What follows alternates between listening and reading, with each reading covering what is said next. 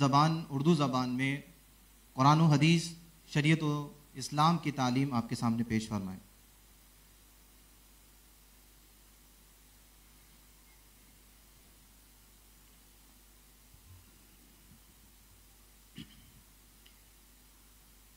نحمده ونصلي ونسلم على رسوله الكريم اما بعد فاعوذ بالله من الشيطان الرجيم بسم الله الرحمن الرحيم قل هل يستوي الذين يعلمون والذين لا يعلمون صدق الله العظيم مولاي صل وسلم دائما ابدا على حبيبك خير الخلق كلهم۔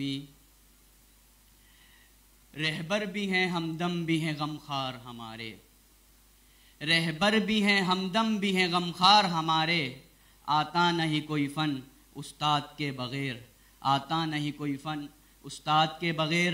عزیز دوستو، آج میرے بیان کا موضوع استاد کا احترام ہے۔ انسان جس سے کچھ سیکھے اس کا ادب اس پر لازم ہوتا ہے۔ اگر سیکھنے والا سکھانے والے کا ادب نہیں کرتا تو اس کا سیکھنا بے فائدہ ہے۔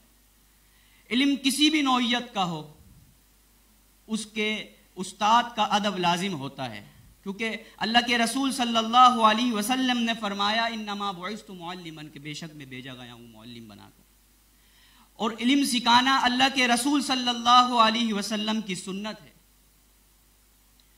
اور یہ مخلوق میں سب سے افضل ترین کام ہے، کیونکہ اس کے علاوہ کچھ اور کام ہوتا تو اللہ کے رسول صلی اللہ علیہ وسلم کو لازمی عطا کیا جاتا۔ اور مولا کائنات جو کہ شہر خدا ہیں، جو کہ فاتح خیبر ہیں، کہ جن کے بارے میں اللہ کے نبی صلی اللہ علیہ وسلم نے فرمایا کہ میں علم کا شہر ہوں اور علی اس کا دروازہ ہے، وہ فرماتے ہیں کہ جس نے مجھے ایک لفظ بھی سکھایا گویا مجھے اس نے اپنا غلام بنا لیا، چاہے تو مجھے رکھے چاہے تو مجھے بیچ دے۔ عزیز دوستو، مولا علی جیسی شخصیت